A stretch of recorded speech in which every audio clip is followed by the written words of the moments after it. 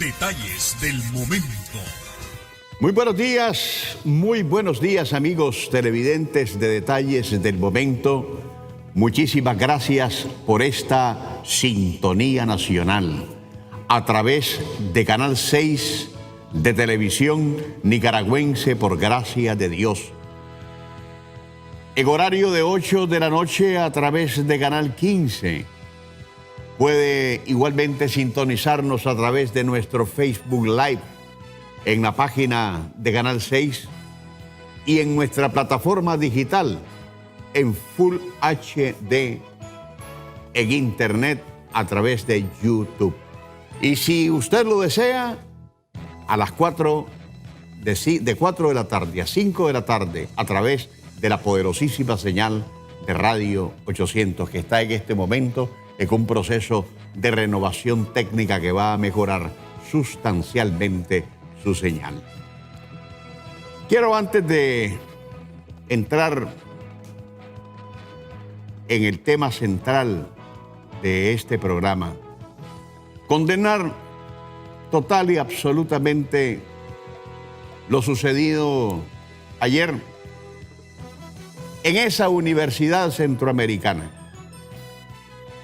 donde un grupito de chavalitos que no saben ni cómo se llaman, imberbes, cuyos padres deberían tomar nota de lo que hacen,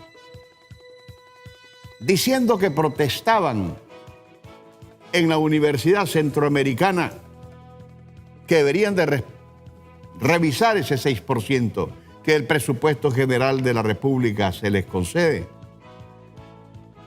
Agarraron a un muchacho al que identificaron como sandinista y nuevamente, como hacían en los tranques, donde desnudaban a ciudadanos y los pintaban y después los soltaban bajo una lluvia de morteros, volvieron a hacer no lo mismo, pero volvieron a ultrajar la dignidad de otra persona, agarrando spray, pintándolas. Y unos albañales, manjoles abiertos que dicen son universitarios, se lanzaron en improperios contra esta persona, cuyo único delito, además de ser sandinista, fue porque lo identificaron con este carnet. Haceme un acercamiento. Y entonces, la brutalidad de los que estaban ahí decidieron por sí y ante sí que este carnet hacía policía a la persona que lo portaba. Y entonces se soltaron en decirle cualquier tipo de barbaridad. Este carnet, amigo televidente, no hace policía a nadie. Este carnet lo confiere el comisariato, la tienda de la policía en Plaza El Sol a través de convenios laborales con algunas instituciones, o los concede para algunos comunicadores como un acto de deferencia para quienes hacemos ejercicio periodístico. Y por supuesto, para los policías. Pero esto a mí no me hace policía. Y no me sentiría mal siendo policía. Me siento orgulloso de la policía que tenemos, de los azulitos que tenemos. Pero esto, para los ignorantes que tomaron este carnet y por este carnet ofendieron a un ciudadano y lo pintaron y le dijeron cualquier tipo de barbaridad, y que ya están siendo denunciados en las redes sociales con nombres y apellidos, direcciones, nombres de cédulas. No sé si el agraviado va a poner una denuncia ante las autoridades correspondientes. Pero esto que hicieron estos salvajes de esa universidad centroamericana, que repito, debería revisársele ese asunto de darle el 6% porque se ha convertido en una estafa para miles y miles de estudiantes que ahora reciben sus clases a través de línea, online, dicen. Pero ahí no llegan estudiantes a la Universidad Centroamericana. Es un centro de estudios fantasmal y recibe parte del 6%, pero es un criadero de vulgares, de terroristas y de salvajes que no necesariamente todos esos que protestan son estudiantes de la Universidad Centroamericana. Quiero decirles que así como Granada, Carazo, Masaya, en aquellos días tristes y dolorosos que se desprendieron después del 18 de abril, sufrían los ataques terroristas, no eran de sus propias ciudades los que llegaban a hacer ese tipo de barbaridades, eran de otros, y exactamente eso es lo que está pasando con el mismo guión en la Universidad Centroamericana. Hay algunos puchos, hay algunos grupitos en la Universidad Centroamericana que dicen que estudiar son vagos profesionales, terroristas profesionales, pero exportan a gente vaga que llegan a hacer protestas, dicen. Condeno enérgicamente y hablaré más en lo sustantivo el día de mañana sobre este tema. Estoy recogiendo alguna información, pero de previo a este programa, mi más enérgica protesta por esta vulgaridad que espero no quede impune y que vaya a la cárcel quien tenga que ir a la cárcel. Hoy estaré hablando sobre el seguimiento que necesariamente debemos conferir a este asunto del coronavirus. Estaremos conversando con la doctora Marta Reyes, epidemióloga del MINSA, para ver cómo vamos previniendo y tratando esta amenaza que ya se está extendiendo por todo el mundo, o por lo menos una gran parte del planeta está afectado por este problema.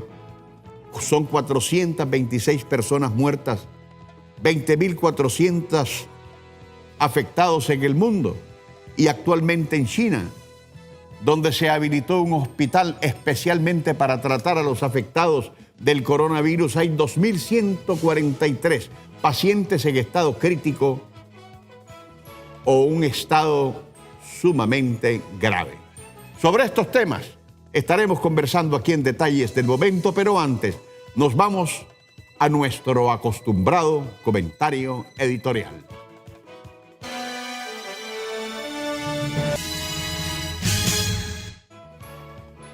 Año lectivo 2020.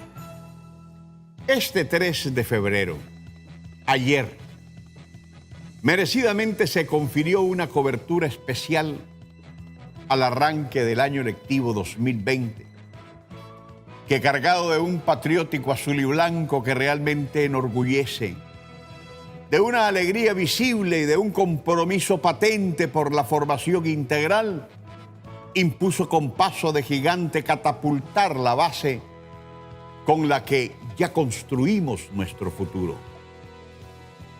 Desde ayer las calles se volvieron a llenar de niñez y juventud para acudir a los centros escolares, muchos de ellos remozados, transformados y hasta nuevos, para recibir a más de 1.700.000 estudiantes que tras el pan del saber acuden a sus aulas para ser actores fundadores de una nueva visión educativa que, estructurada por expertos extranjeros y nacionales, nos permitirán dar un salto enorme para potenciar el conocimiento, para poner en las manos del futuro las herramientas con las que nutrirán su intelecto a través del largo camino que desde el preescolar hasta la universidad usarán para hacer grande la patria de Rubén.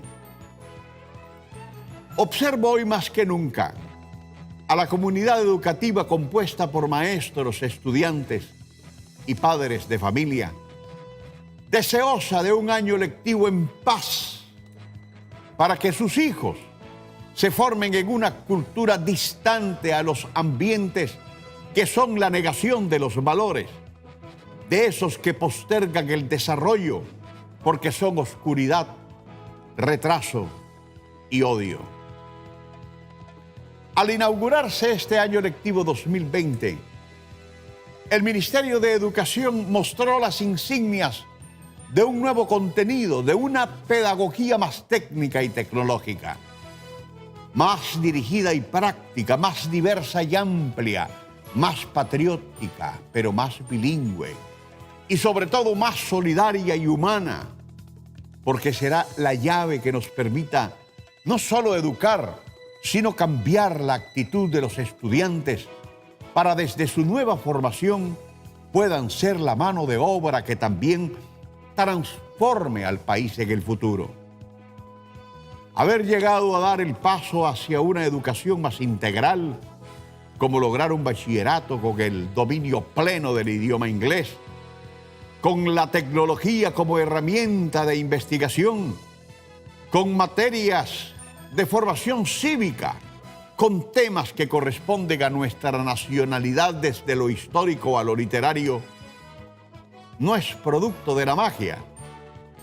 Este es un trabajo que se viene tejiendo desde hace más de una década. No es algo improvisado que surgió como una respuesta política a quienes únicamente te saben decir que la educación es la base del desarrollo, que es algo que todos sabemos, pero que jamás pasaron del discurso y que aún siendo dueños de colegios privados, jamás lo implementaron porque todo se les fue en retórica.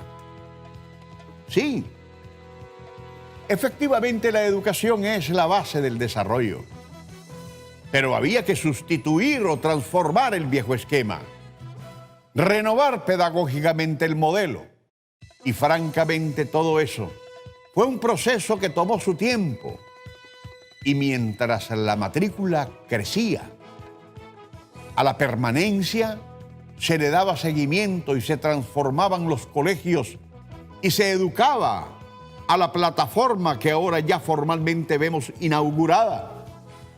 Y porque aquí vinieron, pasaron y aún están, para dar el seguimiento que corresponde, expertos internacionales que capacitan a los nuestros para enrutar académicamente la educación nacional hacia una posición de despegue que requiere del aval de todos, empezando por lo más fundamental, que es la que nos enseñan en el hogar, donde el papá, la mamá, los abuelos y los tíos nos enseñan a ser gentes.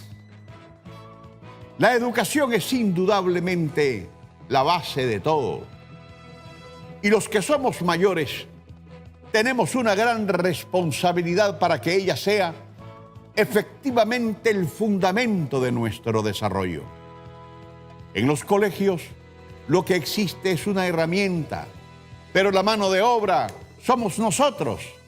Y esa herramienta que la Estrategia Nacional de Educación pone en el saber de cada estudiante dependerá en gran medida de nosotros o los viejos, cómo la usen.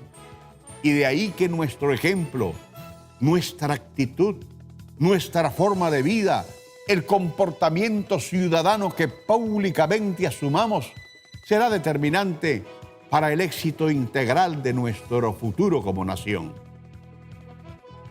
El resultado final de lo que será el ciudadano en su adultez lo marcan los padres de familia como parte de la comunidad educativa, del valor que se den como socios en un centro de estudios en el que tienen que interactuar con el interés propio de quien quiere lo mejor para su hijo, pero también de su país, porque al final todo esfuerzo que se hace desde una estrategia nacional es en nuestro caso por Nicaragua, a la que siempre reclamamos por su pobreza, pero a la que algunos no asisten para sacarla de ese estado de postración. Es legítimo que exijamos calidad, hay que hacerlo, pero ella no será jamás producto de un decreto o de una designación presupuestaria, sino de aquella que todos hagamos posible con nuestras actitudes. Por ejemplo, desde el hogar hay que concientizar a los hijos que aunque la educación es gratuita, esta le cuesta al pueblo porque es un derecho social que es posible con los impuestos de todos. Hay que decirle a los muchachos que mantener los centros de estudios bonitos y presentables es una tarea de toda la comunidad educativa. Hay que decirle a los hijos, y con mucha insistencia, que el estudio es su futuro y que el gobierno hace una inversión en ellos. Y en el caso de aquellos que no trabajan, que su responsabilidad es solo estudiar, su deber es tener buenas calificaciones. Y que el colegio no es para hacer pandillas, ni hacer alborotos, ni respetar a los maestros, ni nada que se parezca a la vagancia, idea de que es un centro de diversión, sino de aprendizaje para saber más adelante qué hacer. Porque si de sabiduría se trata, esa es la que nos ayuda a andar por la vida, partiendo del testimonio de lo que fueron los padres y de lo que ellos desde el hogar enseñaron. Esto último es importante, porque en la educación el respeto que se aprende desde la convivencia familiar es muy, pero muy determinante. En la definición de respeto no hay apartados especiales para títulos universitarios, rangos oficiales, altas posiciones en los organigramas de las empresas o poderes económicos. Todos, independientemente de nuestro quehacer, merecemos respeto y de consideración, y en primera línea el maestro, que nos forma en el entendido que todas las personas deben respetar y demandar respeto sin ningún temor, porque esa siempre será la base de la educación. El respeto, entonces, es cuestión de educación básica, de los valores que deben empezar en casa.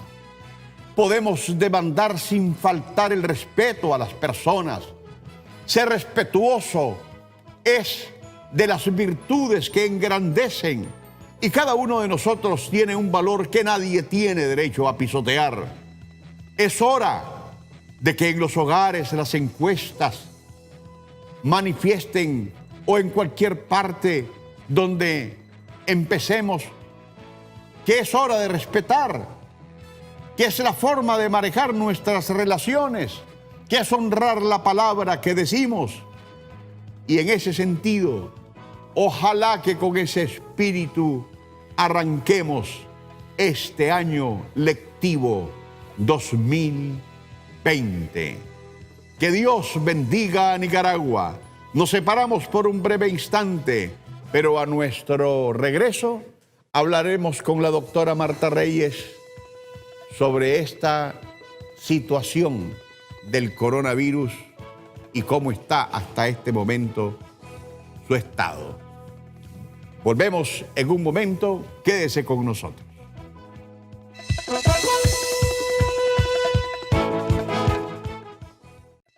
Amigos televidentes, gracias por continuar con nosotros acá en Detalles del Momento.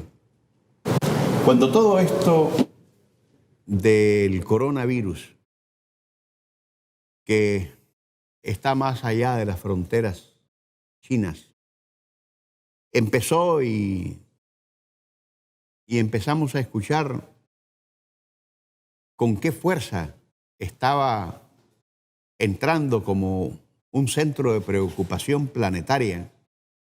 Trajimos al programa al doctor Carlos Sáenz, secretario general del Ministerio de Salud, epidemiólogo también, para hablar de lo que en perspectiva venía proyectando este mal que por supuesto nos tiene a todos preocupados. Y por aquel momento se hablaba de 30 personas que habían fallecido por efecto de este problema que todavía no determina su origen. Y dijimos que aquí íbamos a convertirnos en una ventana abierta a usted, a todos los televidentes, a todos los nicaragüenses, para ir monitoreando poco a poco, no solo el avance, sino también insistir en las necesarias recomendaciones de prevención para evitar que esto nos golpee en la medida de lo posible.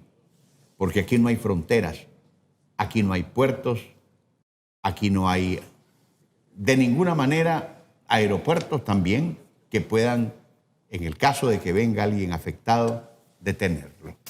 De hecho, 426 personas reportadas hasta hoy han muerto, 20.040 personas en todo el mundo han sido afectadas y en China hay 2.143 personas en estado crítico o de gravedad.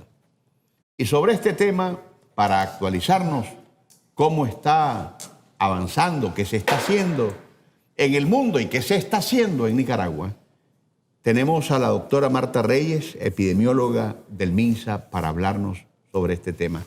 Doctora, un placer siempre tenerla acá en Detalles del Momento. Muchísimas gracias, por atender la invitación. Bueno, realmente este es un tema muy importante desde que se reportaron los primeros casos, que no se sabía aún, era un cuadro respiratorio más. Ya a finales del año pasado, en los primeros días de enero, ya se logró definir a través de la Comisión China que era un nuevo virus de la familia de los coronavirus. O sea, existen muchos virus de esta familia y prácticamente anterior a este, solo 2 han sido con una repercusión importante en relación a la afectación de casos y el reporte de fallecidos. ¿No? En este caso, en el 2003, también China tuvo una situación parecida, ¿no? Pero la mortalidad fue hasta del 10%, y en el 2012 tuvimos otro brote por otro virus en la parte de Arabia Saudita, que también tuvo una repercusión importante y un 30% de fallecidos. Entonces, en general, el resto de los virus desarrollan nada más cuadros leves, como una gripe normal. Ya a partir del 16 de enero tuvimos alguna información en relación a lo que estaba aconteciendo, y el 20 ya la Organización Mundial de la Salud y la Organización Panamericana de la Salud nos reporta la situación, y los países ya pues comenzamos en una alerta, y es decretado el 21 de enero como una responsabilidad de nuestro gobierno la alerta epidemiológica a nivel nacional para reforzar las medidas que nosotros ya tenemos. Recuerden que nosotros tenemos equipos de salud en las 13 puntos de entrada del país, tanto a nivel terrestre como a nivel marítimo, como en los aeropuertos, específicamente en el Augusto César Sandino. Y lo que hacemos es reforzar la vigilancia. Nicaragua es uno de los pocos países que todavía dentro de su hoja de ingreso al país tiene establecido, además de los aspectos de aduana, un espacio de salud donde se indica alguna sintomatología que podemos estar presentando y a dónde hemos viajado en los últimos 30 días. Entonces, ahí nos permite establecer la relación de si yo vengo de algún país de riesgo, independientemente de la enfermedad, y cuántos días he estado en contacto. Recordemos que esta enfermedad se está definiendo que el periodo de incubación es de 14 días. Por lo tanto, el margen de nuestra hoja es de 30. Yo puedo definir si esta persona ha estado o fuera del país o ha venido viajando más de 14 días, es decir, ¿hay una situación de riesgo o no hay una situación de riesgo? Porque si ya pasaron 14 días, ya debería estar haciendo sus manifestaciones clínicas, que son similares a cualquier cuadro respiratorio. Lo único que en este sentido, algunos cuadros pueden verse más agravados, presentar complicaciones, desarrollar neumonía, y la mayoría de los casos que se han estado reportando, desgraciadamente, son en adultos mayores. Que querramos o no, tenemos siempre alguna enfermedad de base, y eso crea una condición mayor de riesgo para las complicaciones. Y eso es lo que ha estado aconteciendo. Usted decía Nosotros manejamos una información de 24 horas. Normalmente la recibimos a través de la OPS, la presentación en Nicaragua, y damos la información al mediodía. Nosotros tenemos un poco menos de casos, oficialmente tendríamos ya actualizadas hasta al mediodía, pero sí, la relación de fallecidos se sigue manteniendo en un 2%, o sea que de cada 100 personas que padecen la enfermedad, dos personas están falleciendo, grave y fallecen. Y esto tiene que ver con esos aspectos de riesgo que nosotros hemos estado insistiendo. De 100 personas confirmadas, dos fallecen. Es la relación que tenemos. ¿Cómo esas personas que representan el 98% son tratadas, habiéndoseles identificado el virus? Recordemos que en este momento no hay un antiviral específico para este virus, tampoco hay vacuna. Entonces, lo que se maneja cuando es una gripe normal, lo que nos dan son sintomáticos, ¿no? Para la fiebre, para la secreción nasal, si se hace un proceso infeccioso le agregan antibióticos y si se complican, entran a unidad donde están en una condición de aislamiento con los cuidados al paciente y también del personal que también se tiene que proteger, porque normalmente la mayoría de las personas que se infectan son los contactos directos y el personal de salud, porque a veces no tiene las medidas que corresponden. Eso es lo que hemos tenido de reporte de que hay personal que se ha enfermado, hay personas familiares que son contactos y se enferman directamente. Entonces, en este caso, el manejo es igual que cualquier neumonía. O sea, hay que ponerle oxígeno, o sea, hay que ponerle antibióticos, nebulizaciones, porque es un virus igual que otros, pero que como no conocemos todavía, como usted mismo lo decía, la fuente, la transmisibilidad, ahora estamos diciendo que cada día hay 2.000 casos nuevos, así como estamos observando, pero todavía la parte investigativa no ha declarado algunos aspectos claves para que realmente sepamos, como decimos en el dengue, nosotros decimos, de cada persona de dengue hay 10 personas que a lo mejor no ha captado el sistema. Entonces, eso es lo importante, definir cuántas personas nos enfermamos alrededor de un caso. Y aquí las medidas preventivas es la clave. Definitivamente nosotros estamos insistiendo mucho en las medidas de prevención que debe desarrollar la población, que son iguales a cualquier cuadro respiratorio. El problema, como usted lo dice, es que a veces los hábitos y la enseñanza que nos hacen desde niños no nos permite establecer medidas preventivas del cuidado individual y sobre todo también de la familia. El monitoreo que actualmente tienen ustedes del proceso migratorio de esta peste, ¿qué tan cerca está de nuestras fronteras? Bueno, recordemos que nosotros tenemos en los puntos terrestres, en el Augusto César, también en la parte de los puertos, porque entran embarcaciones por turismo y también entran embarcaciones que traen equipos, materiales, vehículos. Entonces, estamos en un proceso de que ya se hizo una reunión y se nombró una comisión el 30 de enero, a partir de que OPS y la OMS establecen que pasamos de una alerta solamente en un país a una alerta internacional. Entonces, en ese momento, también como una prioridad de nuestro gobierno y una responsabilidad hacia nuestra población, se establece una comisión interinstitucional con el objetivo de fortalecer las acciones que ya el Ministerio está realizando. Entonces, nosotros detectamos a través de esta hoja que le decimos, a través de las buses que entran por la vía terrestre o cualquier tipo de vehículo, a través de la vía de los puertos, nosotros recibimos previamente el listado de las personas, de dónde vienen esas personas en el barco y si presentan alguna condición de riesgo. Y nuestros equipos de salud que están establecidos en cada uno de los puntos de entrada, revisa junto con el personal de la portuaria, en este caso con el personal del aeropuerto o con el personal de migración y la DGA en los puntos de entrada terrestres, la situación de riesgo que tienen estas personas. Entonces, eso es muy importante porque la definición de caso establece que tiene que ser una persona que presente síntomas y venga de uno de esos países en riesgo, porque yo puedo tener un cuadro respiratorio, pero ni he tenido contacto o he tenido contacto con alguna persona que ha estado infectada por este nuevo virus. Si yo no vengo de país de riesgo, no he estado en contacto con una persona que ha tenido un diagnóstico previo y estoy en mi casa y me enfermé, posiblemente es otro virus. O sea, lo que no queremos decir es que tenemos que crear situaciones de cuidado, de vigilancia, pero no es que el riesgo es inminente hasta el momento, desde que iniciamos nosotros nuestro fortalecimiento de la vigilancia, porque siempre se ha tenido. No se ha reportado ninguna situación especial. Hemos tenido personas que han venido de países que han presentado casos, pero que por venir por vía terrestre, desde que vienen del punto hasta acá, tienen más de 14 días, no tienen síntomas y lo que se hace es un seguimiento interno dentro del país. Por los CILAIS o los departamentos del país que van pasando, se le va dando seguimiento hasta que salen y no han presentado ningún cuadro. Y si el Ministerio de Salud nicaragüense, Dios quiera que no aparezca nada, llegara a detectar un caso sospechoso, ¿tiene necesariamente, está en la obligación de reportarlo a la OMS? Está establecido dentro de las regulaciones del control sanitario internacional. Cualquier país que detecte en este caso un cuadro sospechoso tiene que ser una persona que presenta síntomas de un cuadro respiratorio, que viene de ese país o estuvo en contacto con una persona. Entonces hay que reportarlo. Y esto significa unos procesos de su atención, su manejo adecuado. Ya está establecido puntos de referencia donde si son captados en los puntos de entrada a dónde se va a referir.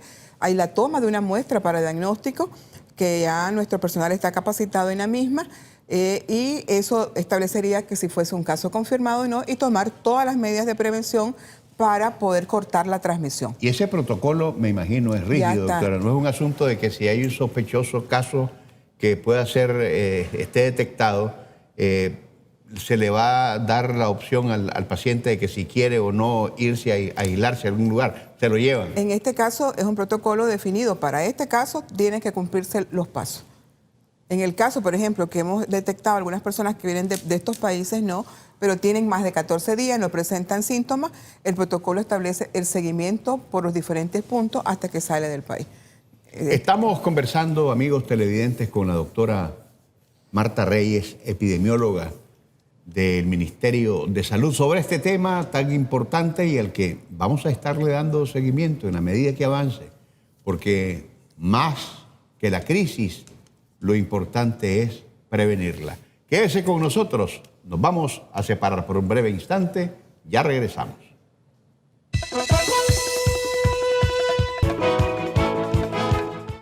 Gracias, amigos televidentes, por continuar acá con detalles del momento. Entrevistamos a la doctora Marta Reyes, epidemióloga del Ministerio de Salud, dándole seguimiento a este tema del coronavirus. Doctora, me llamó poderosamente la atención y se lo planteo para que pongamos realmente en perspectiva lo que es todo esto. Apareció en las redes sociales X ciudadano denunciando, una vez que estaba comprando en un súper en Estados Unidos, que uno de los productos aerosol de Lysol tiene como componente el coronavirus y lo mostró clarísimamente en la pantalla. Bueno, es importante revisar porque, como conversábamos, esta es una nueva cepa, pero existen aproximadamente 13 tipos de coronavirus, de cepas de esta familia de coronavirus. Así como este desinfectante, hay muchos desinfectantes que anuncian en sus etiquetas que protegen o eliminan virus, bacterias, y a lo mejor lo que estaba reflejado allí no era que llevaba el componente, sino que tenía algún efecto de eliminación. Recordemos que hay muchos de estos virus de esta familia que tienen un cuadro y una evolución como un resfriado común, benigno, y que son pocos los que han desarrollado situaciones de gravedad hasta llevar a la muerte. Entonces, muchos de estos productos que se venden para desinfectar los ambientes, los juguetes de los niños, las mesas donde nosotros trabajamos, pueden indicar que tienen una utilidad o un efecto sobre algunas bacterias y virus. A lo mejor lo que se menciona es que sigue o que tiene un efecto sobre este particular virus, que no es sobre este nuevo virus, sino que en general a lo mejor sobre los virus de forma general, y se menciona este como un elemento. Recordemos que ya hubo un brote en el 2003 y en el 2012, a veces las casas comerciales para hacer una mayor venta pueden poner el reflejar de que hay un efecto para desinfección en el caso de este producto u otro sobre este tipo de virus. ¿Qué tan impactante fue el efecto de aquel coronavirus que ya se había manifestado anteriormente con respecto a este? Bueno, la diferencia está marcada hasta el momento porque no podemos decir qué va a pasar mañana. Ahí tenemos imágenes. Importante es que la mortalidad fue mayor. En el caso del 2012, de cada 100 personas, 30 fallecían. En el caso del 2003, de cada 100 personas, 10 fallecían. Todavía tenemos acá una relación mucho menor de 2 personas por cada 100. Pero independientemente de cualquier cuadro respiratorio, las complicaciones pueden haber. Si los niños no tienen sus esquemas de vacunación completa, si no hubo una lactancia materna por un periodo recomendado para garantizar la respuesta inmunológica del niño, es un factor de riesgo. Si los adultos mayores que tenemos cuadros crónicos no tenemos bien tratada y compensada nuestras enfermedades, yo puedo ser hipertensa, y en hecho lo soy, pero si yo tomo mi tratamiento y mantengo mis niveles de presión adecuados, mi respuesta inmunológica y mi respuesta por factores de riesgo va a ser mejor que alguien que sea hipertenso, que no se toma su tratamiento y que tiene descompensada su diabetes, su hipertensión o cualquier otra enfermedad crónica. Por eso es muy importante que la respuesta inmunológica de cada uno de nosotros es clave, y por eso es importante que todos los niños tengan sus esquemas. Es verdad que no hay una vacuna específica, pero si ya está protegido para la neumonía, ya está protegido para la influenza, ya está protegido para otros cuadros respiratorios, pues eso le da una respuesta inmunológica mejor que a un niño que no está así. Recordemos que nuestro esquema de vacunación establecido a nivel nacional establece la protección para 16 enfermedades, de las cuales 3 son cuadros respiratorios. Y mientras tanto, todavía no se determina el origen del coronavirus. Se habla de que siempre todos estos han tenido una fuente de animal. En el caso del 2013 decía que eran murciélagos relacionados con ratas. En el caso del 2012 eran los camellos. Ahora se habla mucho, se especula, pero realmente a través de la Organización Mundial de la Salud no hay una determinación de decir este es el animal que originó. Entonces, normalmente, según el ciclo de transmisión, está en el animal, del animal a la persona que trabaja con ellos y no cumple las medidas de protección que él necesita, y después ya se hace la transmisión persona a persona, que es lo que comienza ya a afectarnos en esta nueva etapa. Ahora, ¿cómo se ve el trato que China le está dando para combatir el problema?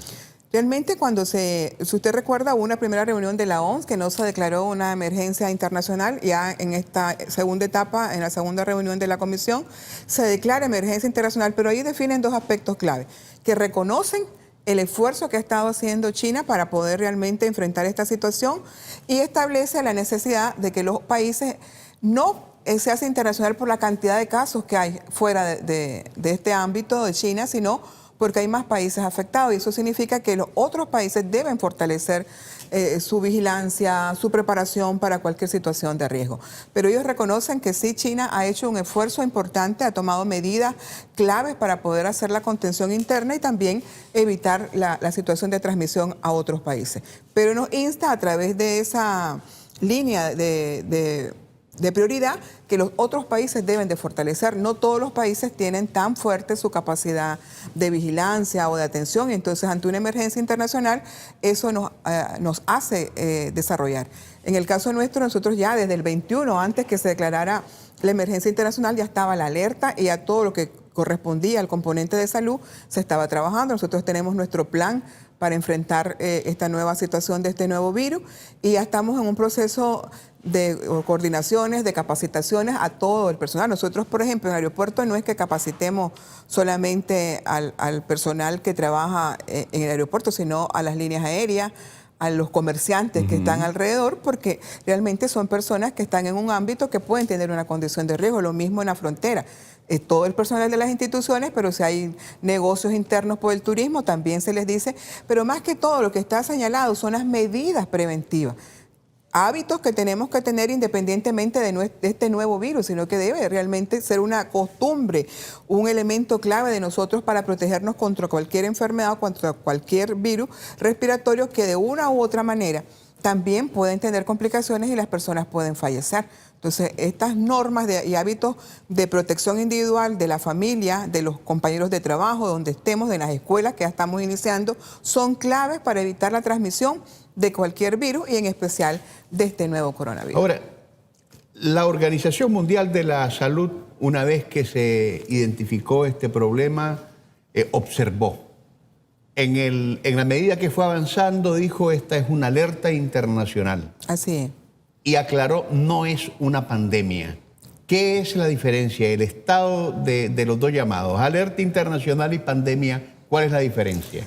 La alerta internacional se establece cuando aparece una nueva enfermedad, una nueva situación que está afectando a algunos países y que obliga a tomar medidas a los otros que no lo tenemos.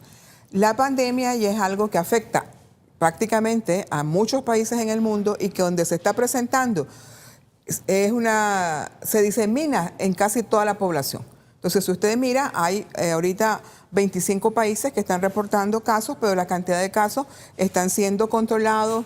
Es verdad que ha habido ya algunos contactos muy cercanos de las personas que llegaron de este lugar de China, pero son muy pocos. Está todavía, ¿cuántos países sabemos en el mundo? Y solo está en 25. Pero cuando ya se disemina en todos los países y realmente se extiende a toda una población, ya no es una alerta internacional, porque hay países y hay otros que no están, sino que aquí ya todo el mundo está afectado y hay una afectación general de la población por esa situación de salud o enfermedad. Entonces, ¿cuál fue la última peste que tuvo el planeta que la tuvieron que categorizar como pandemia? Se estableció para cuando lo del H1N1, porque nos afectó prácticamente a todos y se declaró, sobre todo con el sentido de establecer las medidas preventivas. Se estableció también el riesgo con el ébola y que también nosotros desarrollamos una serie de medidas preventivas, y gracias a las medidas que se toman, a la responsabilidad de nuestro gobierno, y también se logran pues hacer detecciones. No tuvimos ninguna situación particular, pero sí es importante, ¿no?, que nosotros establezcamos esas acciones de fortalecer nuestra vigilancia, preparar nuestras unidades de salud, capacitar a nuestro personal para conocer de la enfermedad, situaciones nuevas que se pueden presentar, y también crear estas condiciones de abordaje interinstitucional, que es una clave de nuestro país, y de esa manera así poder enfrentar estas situaciones. Pero la más importante son las medidas preventivas. El hecho que nosotros tenemos estipulado, lavarnos las manos antes de comer, después de ir al baño. Pero en el caso de la enfermedad respiratoria, que orientamos, si yo toso, si yo estornudo, yo debo de evitar toser libremente. Tengo que poner una barrera entre mi persona y las otras personas. Entonces, usar el pañuelito o usar el ángulo del codo es clave para evitar que esas gotitas se diseminen y que las otras personas las aspiren y se enfermen. Y hay que reconocerles a ustedes en el MINSA el hecho de que fueron el primer país en la región en decir: estamos en un estado de prevención en Centroamérica y nosotros somos la vanguardia. Así es, realmente también la OPS reconoció la rapidez en que al establecerse la alerta internacional, ella dijo, en 2 o 3 horas ya el gobierno había establecido la comisión interinstitucional, apoyando, ¿no?, todos los esfuerzos que se estaban haciendo ya internamente en el ministerio dirigidos a los puntos de entrada. Creo que es un reconocimiento importante. Doctora, muchísimas gracias por su atención a la invitación que hizo Detalles del Momento para tratar este tema. Estaremos pendientes, dándole seguimiento, por supuesto, para que tomemos conciencia de lo que es la gravedad de todo este asunto y que tengamos por excelencia en nuestra mente, en nuestra agenda, que la prevención es el mejor trato que podemos dar a esta amenaza global. Por estar con nosotros, muchísimas gracias. Hasta mañana, si Dios así nos lo permite.